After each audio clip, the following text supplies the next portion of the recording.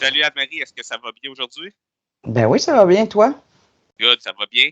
Dernièrement, on se parlait des difficultés qu'on avait là, au SMB pour rejoindre nos membres là, à travers le Québec, dû à notre base de données puis aux coordonnées qu'on a de nos membres présentement.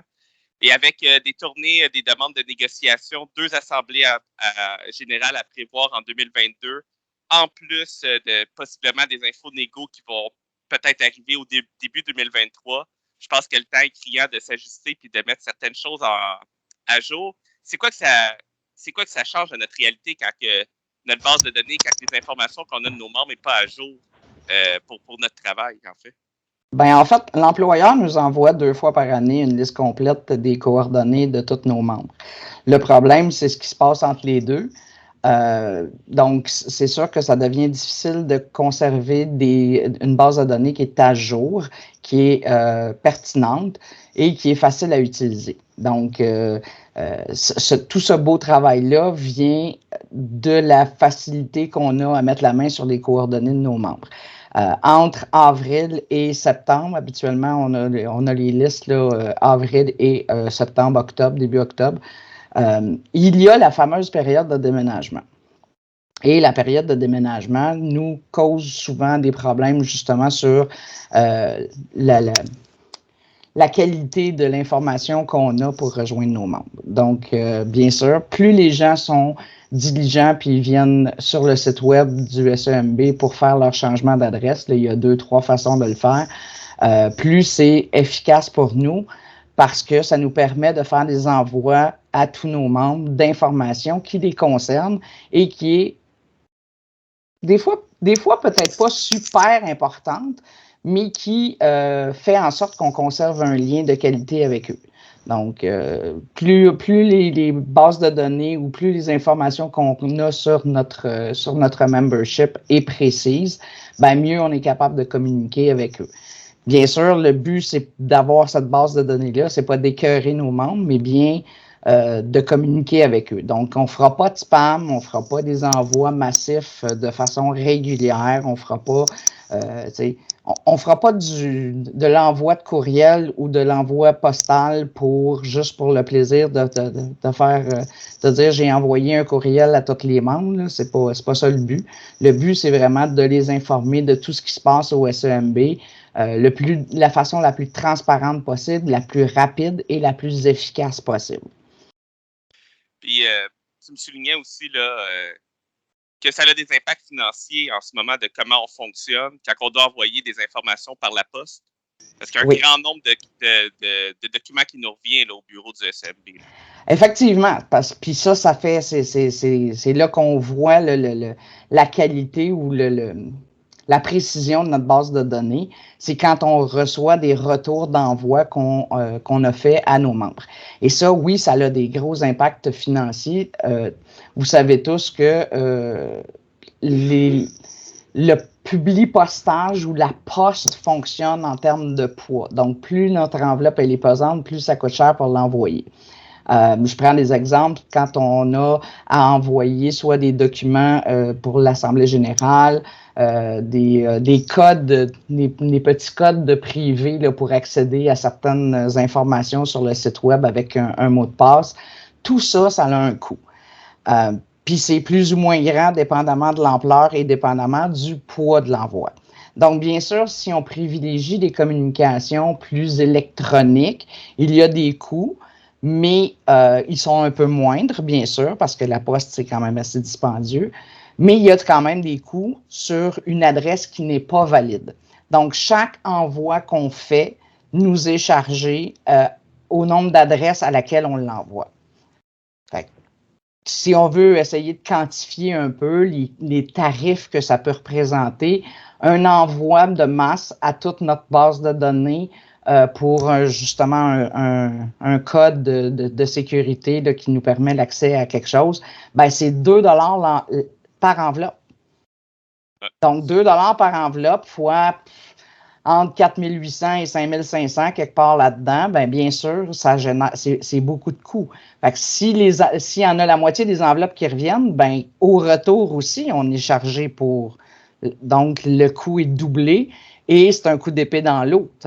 Donc, après ça, il y a aussi l'impact de faire les recherches pour trouver la bonne adresse. Dans certains cas, bon, on a une négo qui s'en vient, mais on a aussi une séance d'élection qui est en cours. Ben, les bulletins de vote, ils s'envoient par la poste. Donc, puis même si on avait des élections électroniques ou des envois électroniques de documents, ben, il y aurait des coûts pareils parce qu'on ne peut pas envoyer ça sur une base individuelle. Vous imaginez quand même pas qu'on va transmettre 5500 courriels un à la fois. Puis, la façon de le faire pour ne pas être accusé de spamming, c'est de faire affaire avec une entreprise. Ben, les entreprises sont là pour faire de l'argent, donc nécessairement, il y a des coûts. Exactement. Puis dans le fond, le meilleur moyen là, de changer nos coordonnées, c'est d'aller sur le site web, sur l'onglet changement d'adresse, c'est ça? Oui, puis présentement, on a sur le bandeau principal, il y a une campagne. Là, cliquez ici pour mettre à jour vos coordonnées. J'encourage tout le monde à nous envoyer une mise à jour de leurs coordonnées. C'est super important. C'est la pierre angulaire de la vie syndicale, c'est la capacité pour un syndicat de rejoindre ses membres et de lui transmettre l'information qu'il doit lui transmettre. Il y a des choses, tu sais, l'Assemblée générale, c'est l'instance suprême. Donc, c'est le pignon de la pyramide, tu sais. Fait que si on n'est pas capable d'envoyer à tous ceux que ça concerne l'information adéquate, ben on a un sérieux problème de communication. Puis des fois, on se fait reprocher de mal communiquer, mais on essaye autant comme autant de faire des meilleures communications, mais c'est une autoroute à double sens. T'sais, il faut absolument que les membres prennent conscience de l'importance de ça et que nous, on l'utilise parce qu'on nous fait confiance avec des coordonnées personnelles. Ben, nous devons les utiliser de façon adéquate et de ne pas embourber les boîtes courriels là, de nos membres. Donc, j'invite tous les membres à prendre le petit 2 minutes que ça prend pour aller faire les changements d'adresse nécessaires si vous avez déménagé. Puis, sérieusement, moi, j'en profiterais peut-être pour juste aller envoyer un courriel, que vous ayez déménagé ou pas, juste pour qu'on s'assure de la qualité de notre base de données, puis qu'on ait des coordonnées pour vous rejoindre, puis vous transmettre l'information dont vous avez besoin le plus efficacement possible. Exactement. Puis de mon côté, là, j'aimerais rajouter là, que les gens qui vont regarder cette petite capsule, là, d'informer leurs collègues demain ou après-demain au travail pour leur donner l'information, puis justement d'aller au smb-saq.net, de mettre à jour leur information. Puis s'ils n'ont pas rempli la carte de membre aussi, de la remplir. C'est important, comme on a dit, il y a des assemblées générales qui s'en viennent, une période électorale qui s'en vient aussi. Il y a des négociations, des demandes de négociation, puis ça va être le temps de donner notre opinion, puis d'emmener le navire du SMB où ce que les membres le veulent, en fait. Là. Fait ça passe par les coordonnées, ça passe par une carte de membre, ça passe par la mise à jour de notre base de données. Donc, voilà. Puis, tu sais, Alex, on en a parlé aussi.